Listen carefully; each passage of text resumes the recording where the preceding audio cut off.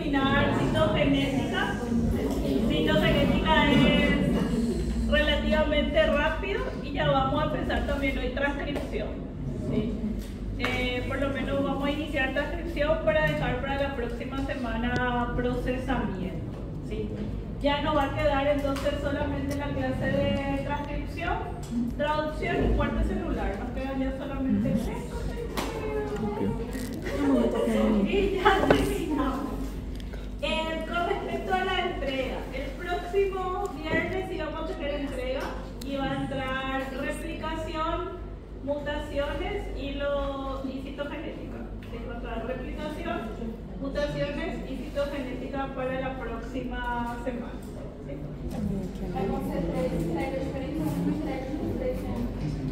Tres entregas diferentes.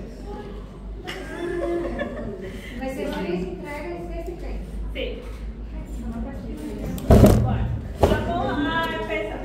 Cuando nosotros hablamos, chicos, de citogenética, hablamos de las bases cromosómicas de la herencia. Siempre lo que se espera con entendiendo o comprendiendo la citogenética es comprender cómo se pasan los genes de una generación a otra. Y ahora sabemos, igualmente sabemos que ese paso de genes de una a otra es como una unidad. Y esa unidad se llama unidad cromosómica. La citogenética no tiene solamente implicancias a nivel de seres humanos, sino también a nivel de plantas y animales para poder entender el mejoramiento genético también que se pueden hacer en diferentes especies. Entonces, en lo que se centra la citogenética es entender los principios de la herencia, en comprender las aberraciones cromosómicas y cómo los cromosomas fueron evolucionando a través de las especies, que es lo último que vamos a ver hoy. Actualmente se sabe que nosotros tenemos 13 cromosomas iguales a los de los chimpancés. Entonces, con eso se comprende que realmente hubo un poder evolutivo que hizo que nosotros hoy nos conozcamos como Homo sapiens. Y el cromosoma 2 es el que se sabe que nació de diferentes translocaciones o cambios estructurales que ocurrieron de los cromosomas de los chimpancés para que aparezca el cromosoma 2 en nosotros. ¿Sí? Por eso vamos a ver que el cromosoma 2, si sufre ciertas microdeleciones, puede dar ciertas patologías, ¿sí? Hasta la fecha. Y claramente todas las bases cromosómicas de la herencia iniciaron con los estudios de Mendel. ¿Sí? Mendel fue el que, sin conocer absolutamente de la ciencia, sin ni siquiera en ese momento todavía conocer el concepto de gen, él inicia las investigaciones. ¿Sí? Recién cuando uno encontró el concepto de gen, encontró el concepto de cromosoma, se aceptó lo que Mendel estaba investigando, porque en ese momento Mendel era simplemente un monje que era bastante curioso y decidió investigar por qué había ciertos colores diferentes en los frijoles. ¿Sí? Entonces, la primera ley de Mendel es la uniformidad de los híbridos, donde él lo que hizo fue probar dos razas puras. ¿Sí? Él agarró dos razas homocigóticas, dos razas puras, en donde juntó dos colores diferentes, un color amarillo con un color verde. Y vio que en esa primera generación que nació de esa combinación solamente aparecía un solo color. En ese momento Mendel pensó que el color verde desapareció, que ya no existió, pero él no entendía por qué eso iba a desaparecer, porque cuando él hizo la recombinación del amarillo con el verde, más bien pensó que se iban a expresar ambos colores, que él iba a tener una flor donde yo vea rasgos amarillos y rasgos verdes. Él nunca se imaginó que uno de los rasgos iba a desaparecer por completo. Entonces lo que hizo ahí Mendel fue agarrar y juntar todo lo que nació en esa primera generación, y ahí nace la segunda ley de Mendel, que es la que se conoce como la ley de la segregación. ¿Sí? Esa ley de la segregación lo que comprobó es que cuando nace una segunda generación reaparece un rasgo que en la primera había desaparecido. Entonces ahí Mendel ve que vuelve a aparecer el color verde y es lo que nosotros conocemos hoy en día como genes dominantes y genes recesivos. ¿Sí? Después Mendel entró aún más curiosidad y empezó a probar sobre rasgos completamente independientes. Y ahí es que nace la tercera ley de Mendel, que se conoce de los rasgos o la transmisión independiente. Lo que Mendel comprobó con esa tercera ley es que no hace falta que nosotros heredemos completamente los rasgos siempre iguales. Yo puedo, no sé, tener la piel morena y tener el cabello lacio, o puedo tener la piel morena y tener el cabello ondulado. No es que siempre un rasgo va a estar sí o sí dependiendo de otro. Y eso fue lo que él pudo observar. Que él juntó dos rasgos diferentes que eran rasgos de colores y también de texturas más finas con texturas más gruesas. Y él pudo observar que nacían flores de color verde, pero esas flores de color verde podían tener texturas gruesas y texturas finas. Y las flores de color amarillo también podían tener diferentes tipos de textura, que los rasgos se heredan completamente de forma independiente. Eso fue lo que Mendel determinó, sin que él sepa que eso era lo que él estaba viendo. Él en ese momento no tenía idea de lo que significaba el concepto de gen, y mucho menos sabía lo que era un gen dominante o un gen recesivo, y mucho menos aún, que fue lo que la ley independiente de Mendel, la tercera ley, nos indica, es sobre genes ligados y genes independientes. Eso Mendel menos aún tenía idea. ¿Y qué son los genes independientes? Si yo tengo un cromosoma, yo tengo en este cromosoma, que es el 1, yo tengo genes específicos, ¿sí? Que solamente van a pertenecer al gen 1. Otro cromosoma, que puede ser, supongamos, el cromosoma 15, va a tener otros cromosomas completamente diferentes. Estos genes que están en este cromosoma son independientes a esto. Yo puedo heredar genes con alelos dominantes de los que están en el cromosoma 1 y genes con alelos recesivos que están en el cromosoma 15. ¿Sí? La transmisión a eso se les conoce como genes independientes. Pero también hay genes independientes dentro del mismo cromosoma. Acuérdense que este cromosoma 1 tiene en el medio un centrómero.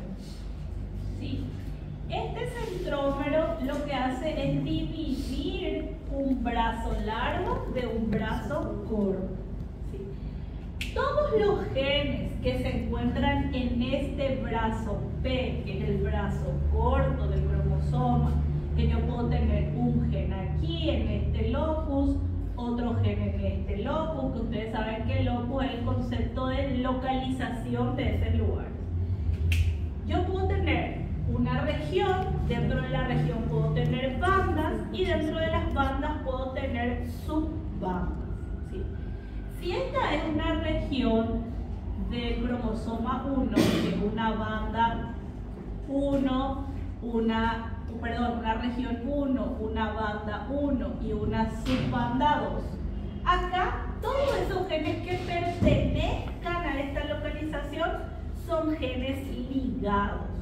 Son genes que normalmente se van a heredar juntos. Con mayor frecuencia estos genes se van a heredar juntos. ¿Y son casi que están, puede ser que estés también por debajo. Sí, más esos tres que están cerca. Lo más común sería, o lo más frecuente sería, que ellos se hereden juntos, ¿sí? Que yo los herede juntos. Pero supongamos que acá abajo yo tengo otros genes, ¿sí? Son diferentes a los que están ahí. Mientras mayor sea la distancia, menor va a ser la frecuencia de heredar juntos. En un mismo cromosoma yo también puedo tener genes que van a ser independientes. Lo más común, lo más frecuente es que todo esto se herede juntos y que todos los que están acá se hereden también juntos, ¿sí? Entonces, los genes independientes son los genes que yo los puedo encontrar en diferentes cromosomas, pero también dentro del mismo cromosoma de acuerdo a la distancia. Mientras uno esté en un extremo y otro esté en otro, claramente la recombinación va a hacer que esos genes se desliguen y se puedan heredar de forma independiente. Pode falar que necessariamente para eles serem independentes eles têm que estar em regiões diferentes, no caso do braço? Sí, en brazos diferentes. Lo más común es que estén en brazos diferentes. ¿Sí? En brazos diferentes. Não é quanto maior a distância. Mayor distancia, más independientes son uno del otro. ¿Sí? Quanto menor a distância, menor distancia, más ligados. E a maior possibilidade de hay mayor posibilidad de heredar juntos, de heredar un rasgo juntos. ¿Sí?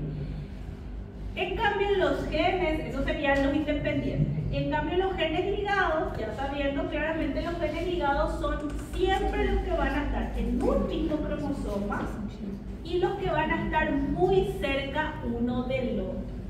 Chicos, eso no significa que los genes ligados no se puedan desligar. Los genes ligados se pueden desligar. Y es algo que las leyes de Mendel no pudieron predecir. ¿Sí? Las leyes de Mendel no pueden predecir cuando hay genes ligados que se desligan. ¿Y por qué hay genes que están en un mismo brazo que se pueden desligar? Por la recombinación genética. ¿Sí? La recombinación genética, el crossing over, es el que va a hacer que esos genes que están ligados se desliguen. Porque mientras más si yo tengo acá este cromosoma 1 y este cromosoma 1, yo sé que gracias al complejo sinaptonémico se van a unir entre genes. Pero mientras más yo recombino algo, más posibilidades hay que eso se logre desligar. ¿Sí? Entonces, mientras mayor crossing over haya, entre mayor recombinaciones vaya existiendo, también hay más probabilidades que genes que están ligados se logren desligar, se logren separar. Es menos frecuente, pero se sabe por meiosis que un 4% de esos genes ligados podrían desligar. Y eso no predicen las leyes del medio. ¿Sí? ¿Existe algún ejemplo práctico de genes dependientes? ¿Tienes alguno? Como solo, que te puedo hacer así ejemplos claros de una patología. Por ejemplo, porque yo trabajé en una enfermedad neurodegenerativa, por eso te voy a decir. Hay genes, se creía por ejemplo en la enfermedad Charcot-Britton, que es una enfermedad neurodegenerativa del sistema nervioso periférico. Siempre se creyó que esa enfermedad se heredaba por las leyes de Mendel. ¿Sí? Que yo tengo, hay más de 100 genes implicados en esta enfermedad, hay un montón. ¿Sí? Pero cada uno de esos genes está repartido en diferentes cromosomas. Pero hay unos genes que se encuentran todos en el cromosoma 6. Hay unos 3 genes que se encuentran en el cromosoma 6 y esos genes se llaman GAP1, MFN2, que causan mutaciones a nivel mitocondrial. ¿Sí? Entonces, se creía con esta enfermedad de que yo necesitaba que en mis dos genes haya mutaciones, porque así yo tenía una mutación de alelos recesivos, ¿sí? Entonces se creía que la enfermedad era exclusivamente una enfermedad heredada de forma recesiva. Pero después se fue viendo que solamente la persona presentaba la mutación en un solo gen, y uno buscaba el otro gen y no se observaba la mutación. Entonces lo que ocurrió fue que justamente esos genes que se encontraban en el mismo lugar se desligaron. Y la persona empezó a desarrollar también, a expresar la enfermedad por este gen y por otro gen que estaba en otro cromosoma, en completamente otro cromosoma. Pero que aún tenía que ver con la mitocondria, ¿sí? Entonces, esas son ciertas cosas que las leyes de Mendel no van a poder predecir, ¿sí? Que se pueden desligar. Estos se desligaron, pero había otro gen en otro cromosoma que también se heredó este, y ahí se dieron cuenta que hay genes que se desligaron, y que si yo tengo dos genes que tienen la misma función en el mismo lugar, siempre en la mitocondria, me van a causar la patología, aunque se hayan heredado completamente de forma independiente, ¿sí? Entonces pueden pasar ese tipo de cosas, y es lo que actualmente ocurre, porque nosotros cada vez que vamos pasando de una generación a otra, vamos haciendo más crossover. Cada vez vamos haciendo más crossover, más recombinaciones genéticas. Entonces hay patologías que lastimosamente ya no cumplen 100% las leyes de Mendel, ¿sí? Por eso, algo que a mí me gustó mucho cuando yo estaba en la maestría en mi profe de genética humana nos dijo: nunca nosotros podemos medir una heredabilidad del futuro. Yo solamente puedo medir el grado de heredabilidad hoy. Yo no puedo predecir algo. Yo puedo decir que probabilísticamente habría pero yo no puedo más hoy hablar con certeza y predecir algo, porque ocurre una recombinación, ¿sí? Entonces los grados de heredabilidad solamente los puedo medir en el presente, no los puedo medir en el futuro. Yo no puedo predecir. Y eso es claramente por las proporciones que ocurren de ovogénesis y espermatogénesis, ¿sí? Porque ahí es donde va a ocurrir. Si hay algún error también en la recombinación, es porque ese error ocurrió a nivel del complejo sinaptonémico, ¿verdad? Porque acuérdense que el complejo sinaptonémico es el que hace que eso sea eficaz. Gracias.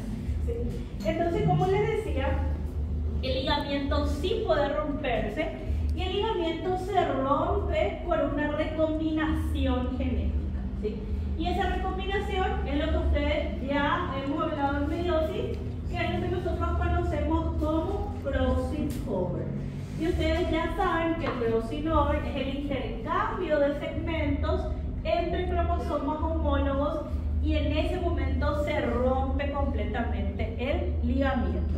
Acuérdense que de un gen yo tengo dos copias. Yo tengo un gen 1, yo tengo un gen que es 1, y de este gen 1 yo tengo dos alelos. Yo tengo un alelo materno y yo tengo un alelo que va a ser paterno, ¿sí? Entonces lo que se recombinan siempre van a ser estos alelos. Lo que se recombinan son los cromosomas homólogos. Pero un gen 1 que se encuentra acá, un gen 1 que se encuentra acá y un gen 2 que se encuentra acá en la misma región, ellos se pueden desligar, ¿sí? Este gen 1 se puede ir solamente de un lado y este gen 2 se puede ir solamente del otro lado. Y uno se puede heredar de forma dominante y el otro se puede heredar de forma recesiva. No siempre todo lo dominante se va a ir junto, ni todo lo recesivo se va a ir junto, ¿sí? Entonces, eso es lo que pasa con el ligamiento. Y como les decía, la frecuencia de recombinación entre dos genes que están ligados en un mismo cromosoma va a depender de la distancia que separe uno de otro. Mientras más alejado esté un gen de otro, más fácil va a ser que yo los pueda desligar. Mientras más juntos estén, la frecuencia va a ser mucho menor, ¿sí? Respecto siempre a la distancia en la que ellos se van a encontrar, ¿sí?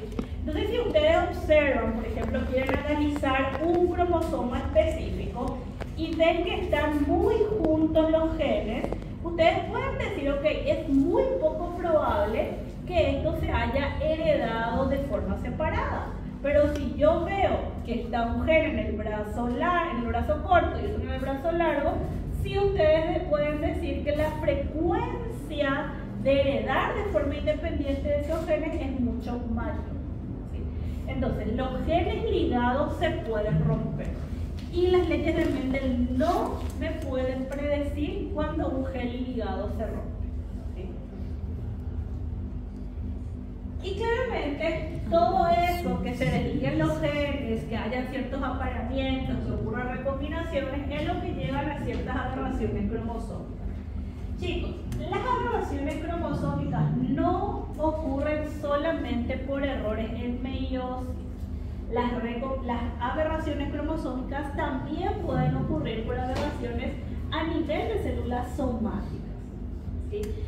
Y también estas aberraciones cromosómicas pueden ocurrir una vez que se forma el cigoto.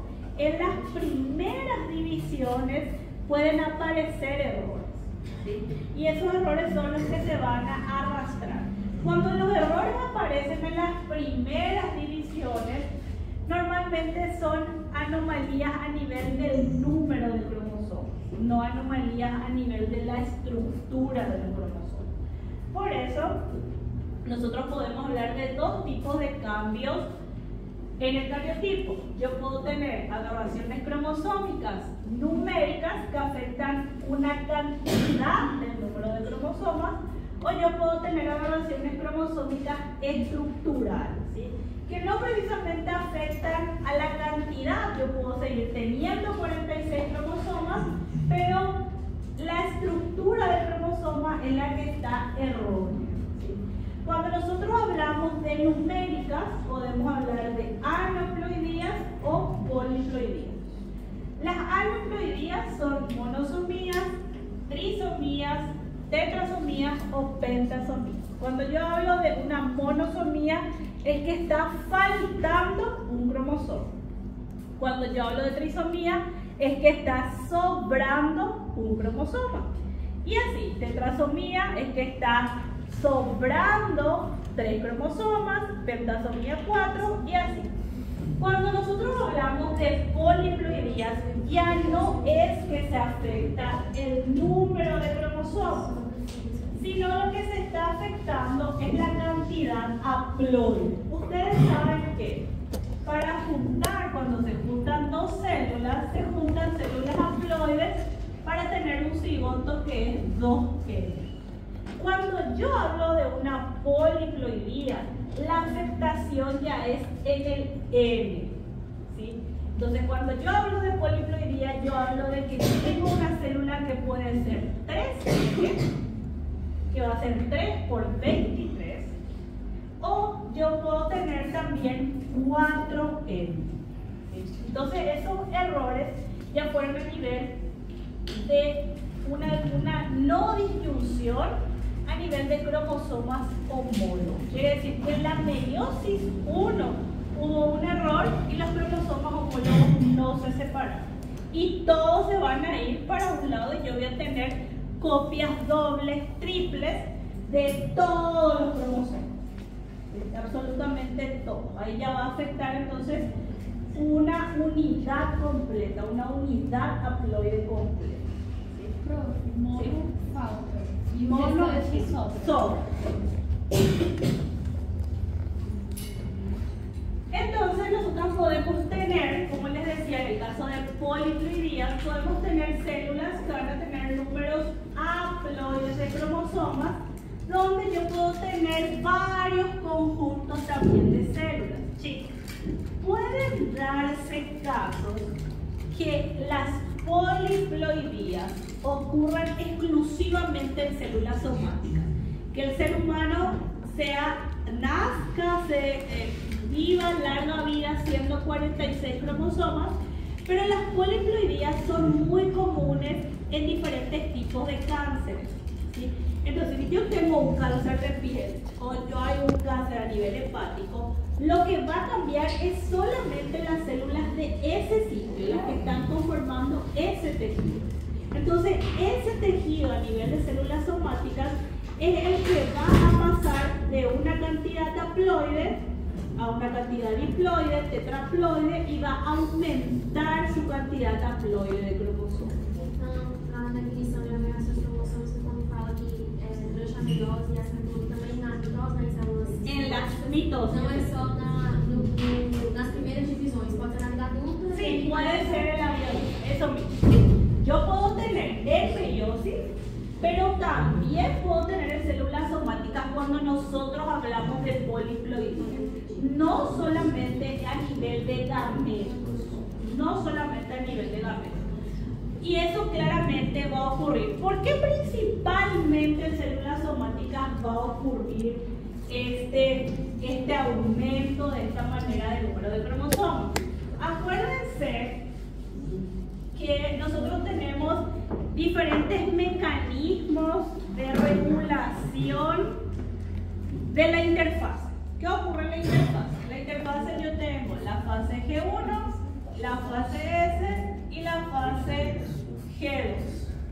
En la fase S es donde ocurre la reduplicación de material genético.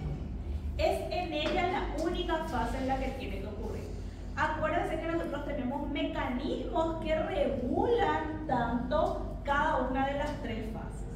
El inicio de la fase S estaba regulada por un conjunto que es activado, que es el factor promotor de la fase S.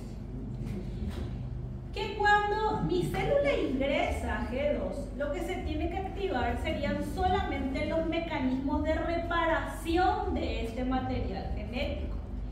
Pero si hay un error en la regulación durante la interfase, lo que pasa en la fase G2 es que se vuelve a reduplicar el cromosoma. El cromosoma ya, el material genético ya se duplicó acá y en la G2 se vuelve a repetir. Entonces ahí yo tengo una reduplicación de material genético cuando hay una falla en este mecanismo. Porque G2 no reconoce que este factor ya fue activado y vuelve a reactivar. ¿Sí? Eso pasa. Él activó acá, pero no se da, por ejemplo, la disminución de la ciclina. Entonces se vuelve a reactivar en G2 el factor promotor de la fase S y se vuelve a reduplicar absolutamente todo. Y eso es lo que va a ocurrir en células somáticas. Por eso le digo que en ciertas patologías específicas, como el cáncer, es más común que eso pueda ocurrir. Porque el cáncer afecta todos los mecanismos de regulación que tiene mi célula. Entonces se vuelve a reduplicar el material genético en la fase G2. Eso es lo que va a pasar cuando hablamos a nivel de células somáticas. ¿Sí? Y cuando hablamos a nivel de meiosis, hablamos de lo que no se separó correctamente. Es en la meiosis 1, los cromosomas homólogos fueron los que no se separaron de forma correcta. ¿Sí? En las aneuploidías más bien, cuando falta un cromosoma o sobra un cromosoma, nosotros hablamos más bien de fallas en la separación de los cromosomas homólogos. Lo que ocurre es una no disyunción de esos cromosomas homólogos. Y esta falla ocurre claramente a nivel de anafase. Porque acuérdense que en metafase todos mis cromosomas están alineados y en la anafase es donde empieza la separación, empieza la citocinesis. ¿Sí? Entonces lo que ocurre es que en la anafase los cromosomas que deben de ir para un lado, la mitad de uno y la mitad para el otro, no se da de forma correcta. Y eso da un resultado en la telofase de cromosomas desequilibrados.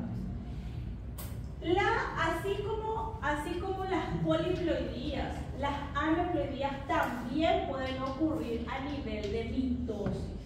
¿Sí? A nivel de mitosis también pueden ocurrir. Cuando ocurren a nivel de mitosis, ellas tienen un nombre específico y se dice que la persona es un mosaico. ¿Sí? Supongamos, el mosaico son piezas diferentes. ¿Saben lo que es un mosaico? ¿Sí? ¿Mosaico? ¿No? Sí. ¿No saben lo que es un mosaico? ¿No? ¿Sí o no? Un mosaicismo. Piezas diferentes que cada uno empieza a colocar, a juntar. Sí, como una... Sí, que yo agarro y coloco piezas así diferentes de cada cosa, ¿sí? ¿Ah? ¿Qué dijo ella? Mira. Ella te juzga bastante. Sí, gracias a Dios. Gracias por encontraste a alguien que te juzgue. Ah, claro, a que él vea sus errores. Sí. Bueno, entonces, ¿qué pasa? Estos individuos que tienen mosaicismo son personas que tienen en sus células diferentes números de cromosomas. Yo puedo agarrar, por ejemplo, la mitad de su cuerpo y todos son 46. Y la otra mitad tiene 47, otra parte tiene 48, otra tiene 49. Sí, ahí hay un desequilibrio. Y cuando ocurre ese tipo, es porque hay variaciones a nivel de mitosis. ¿Sí? A nivel de mitosis, a nivel de células somáticas. Por eso nosotros podemos ver, por ejemplo, mosaicismo. ¿Sí? Así mismo. O individuos con un mosaico. Por eso yo puedo hablar de una meiosis, cuando una meiosis no da la separación correcta, y tener un cigoto monosómico en donde está faltando un cromosoma, y trisómico en donde al gameto le sobra un cromosoma. Y cuando ocurre en una mitosis, es que ocurre una división mitótica, que se forman los gametos, pero la distribución me genera o me puede dar mosaico. Por eso el concepto de que el mosaico son individuos que exhiben líneas celulares de cariotipos diferentes. Yo puedo agarrar esta parte del tejido de Ana Luisa y ver que ella tiene acá 46, perfecto. Pero si yo agarro parte del otro de la mano de Luisa, de Ana Luisa de acá, puedo ver que tiene otro número de cromosomas. ¿Sí? Esos son típidos, como decimos. Es muy raro, pero suele ocurrir. Mayormente, chicos, eso se puede ocurrir cuando hay ciertas infertilidades. Uno tiene que buscar eso. Porque puede ser que a nivel del aparato reproductivo haya algún mosaicismo que no permite que la persona sea fértil. ¿Sí? Puede darse. Es raro, pero se observa. Y acá vemos un cromosoma donde observamos todos los cromosomas normales. Esto se llama euploide. Está todo el cariotipo. ¿Cuál era el concepto de cariotipo, Luis Alexander? Luis Alexander me estoy preguntando. Porque hizo el milagro que vino acá, pero el milagro son los cuerpos. Porque él está en su celular.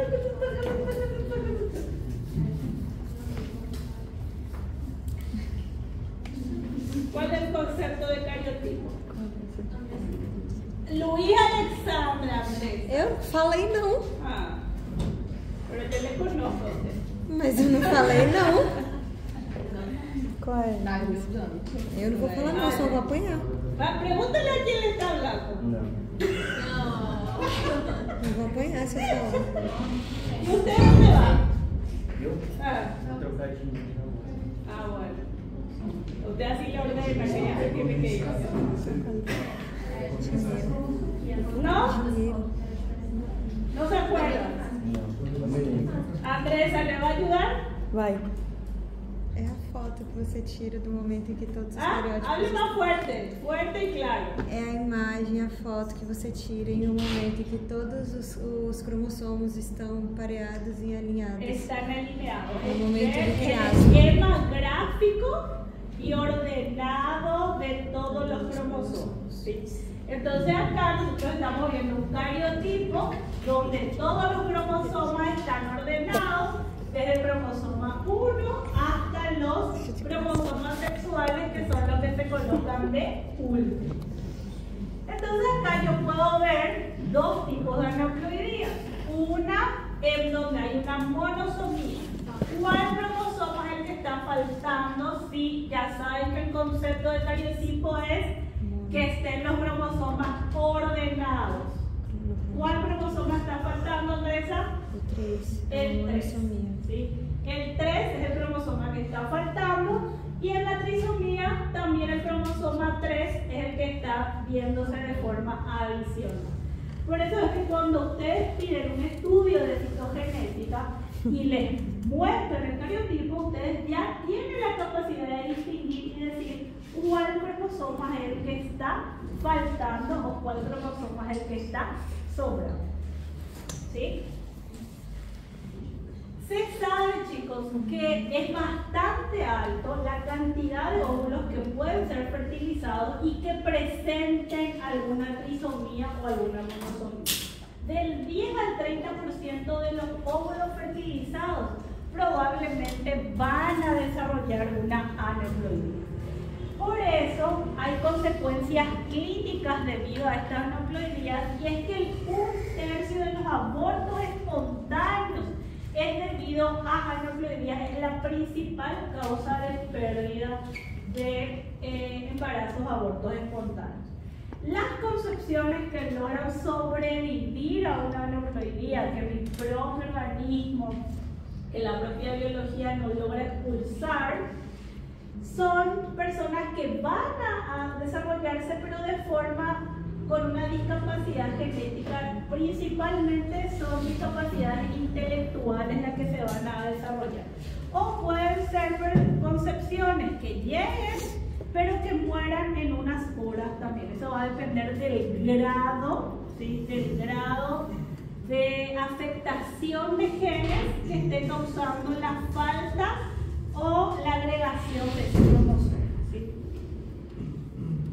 Por eso hablamos de aberraciones cromosómicas a nivel estructural. Cuando yo hablo a nivel estructural, yo puedo tener principalmente 4 tipos de aberraciones. La delesión, que es la pérdida de una porción del cromosoma. La duplicación, que es el aumento de una porción de ese cromosoma, ya sea en el brazo largo o en el brazo corto. Y puedo hablar también de una inversión. La inversión es dentro de un mismo cromosoma. Estas tres, la delesión, la duplicación y la inversión, las tres son dentro de un mismo cromosoma. La translocación es la que es un cambio estructural que se observan en cromosomas diferentes, en cromosomas no homólogos. ¿Sí?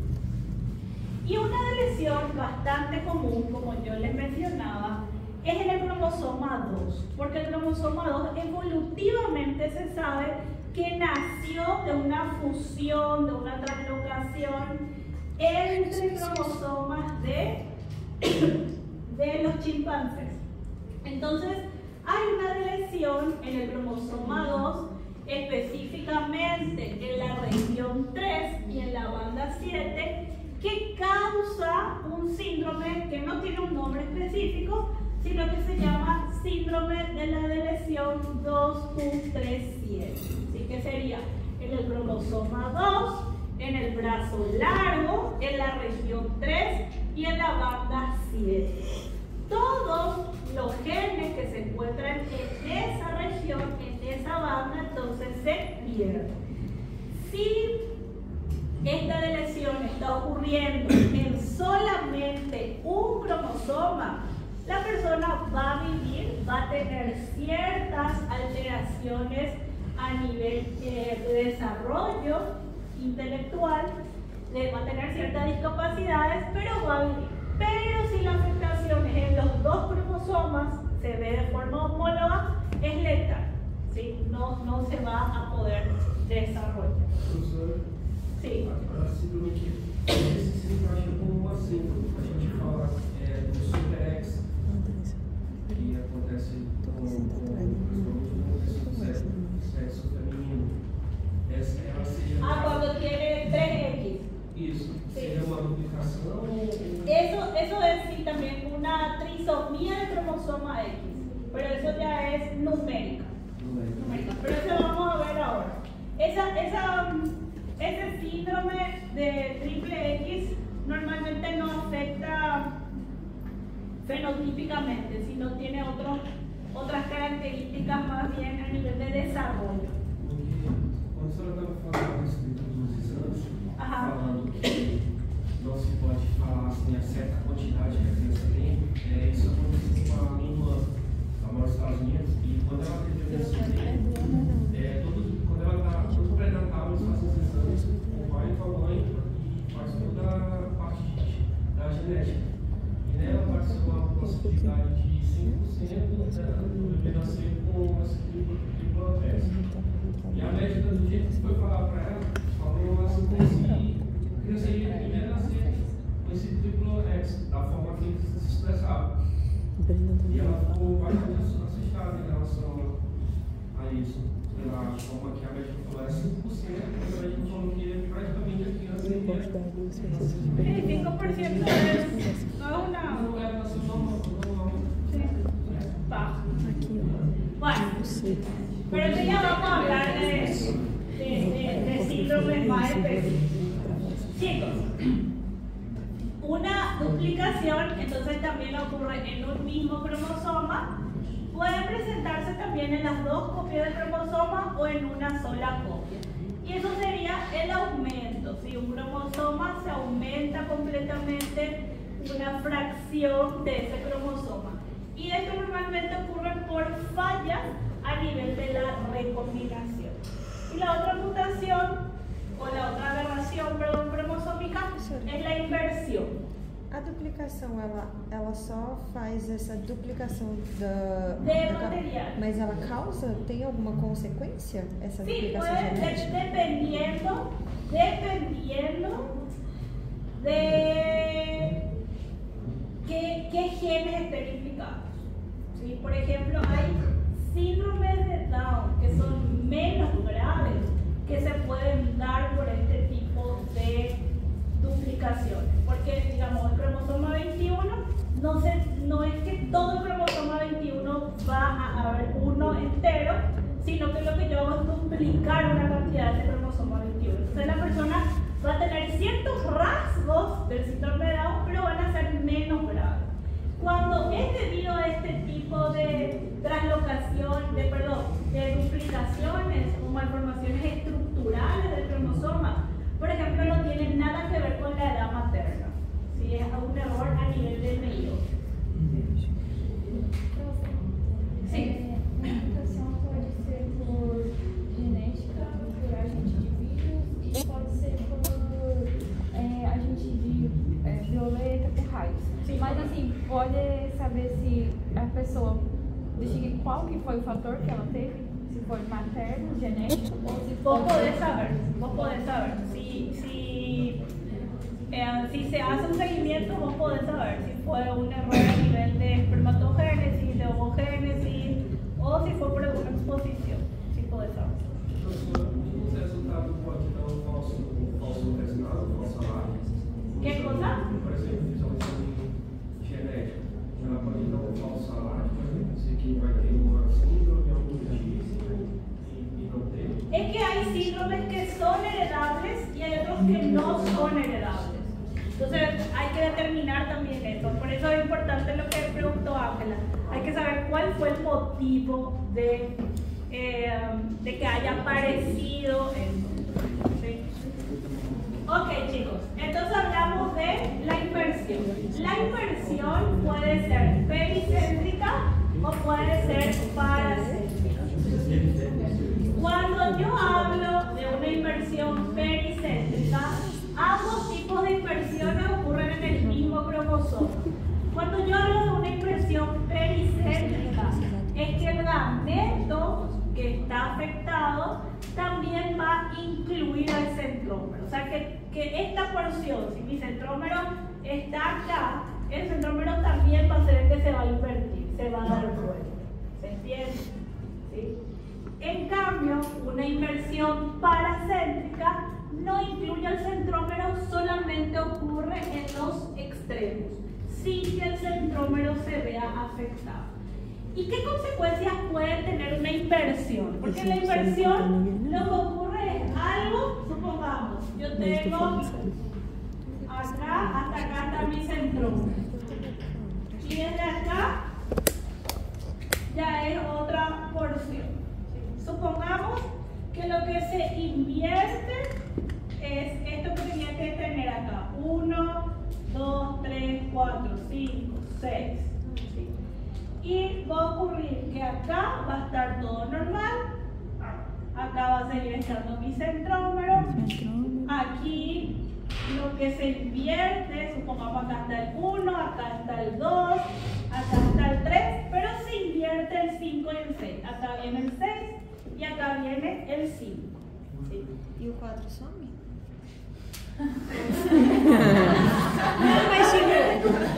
Não, mas se inverte tudo, você pode sumir uma parte, é isso que eu quis perguntar. No, sumir no. Todo va a estar, solamente se va a invertir. Va a estar, por ejemplo, 1, 2, 3 y va a estar el 6, el 5 y el 4. O sea, todo esto se cambia para allá. Sí, Andressa, vos te apuraste nomás e não poner também. Professora, desculpa, eu falei sem pensar. Aí eu não consegui elaborar a pergunta. Não, você pensou. Você pensou mais rápido que eu nomás. Bueno, entonces siempre está el 6, el 5 y el 4, digamos, se invirtió.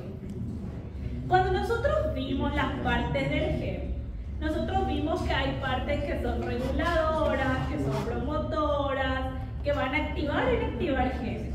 Cuando ocurren este tipo de cosas, puede ser que lo que se quede, por ejemplo, en una porción 3, sea lo que realmente le regulaba al 4.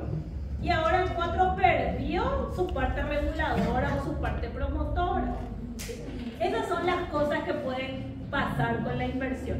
Que haya genes que se van a silenciar o que ya no se van a poder transcribir y codificar y formar una estructura proteica porque cambió completamente su posición. ¿Se entiende? No es que el gen no va a estar, el gen está presente, pero no tiene manera de brindarnos una información porque no tiene alguien que le regule en el orden correcto. ¿Se entiende? E no caso de uma inversão pericêntrica, o centrómero, ele se inverte, mas ele sai do meio e vai de onde? No, el centrómero, porque el centrómero también tiene una posición exacta. El centrómero, si empieza acá, él tiene que dar esta vuelta. Lo que puede ser es que, por ejemplo, si yo tengo 1, 2, 3, 4, 5, 6, 0 es el centrómero. ¿Sí? Otra vez acá es 1, 2, 3, 4, 5, 6. A lo que me refiero es que si incluye al centrómero, podría ser que acá yo tenga 5, ¿sí? Acá tenga 4, acá tenga 3, este incluye el centrómero y acá, por ejemplo, venga el 2. ¿Sí? Entonces, no precisamente el centrómero, sino que lo que está más cerca de él. ¿Se entiende? No caso, o que incluiria seria mudanças nos dois braços. Mudanza de los brazos. ¿Sí? ¿Ah? No. Que no hay una mudanza, o sea, el centrómero se puede dar vuelta, pero el centrómero siempre es cero. El centrómero siempre es cero. Pero lo que va a incluir al centrómero es que lo que se va a cambiar es lo que está al lado o cerca del centrómero. Cuando yo hablo de pericéntrica, va a haber un cambio entre los brazos. ¿Sí? Entre el brazo largo y el brazo corto. Sí, solo mudan los brazos, la combinación de los brazos. Sim. Professora, o tipo do cromossomo pode influenciar isso? Ah? O tipo do cromossomo, se for telocêntrico, teria menos chance de acontecer esse tipo de... Sim, sim. Sí, va a tener. ¿Por qué no pregunta usted? Usted necesita a alguien que pregunte por usted. ¿Desde cuándo es tan tímido? Y acá están las translocaciones. Las translocaciones ocurren entre dos cromosomas completamente diferentes, entre dos cromosomas no homólogos. Una de las translocaciones más comunes es la conocida como translocación robertsoniana, donde la translocación robertsoniana ocurre entre un cromosoma grande, que es un metacéntrico, y cromosomas más pequeños como los telocéntricos o los acrocéntricos. Chicos, el síndrome de Down también se puede dar por translocación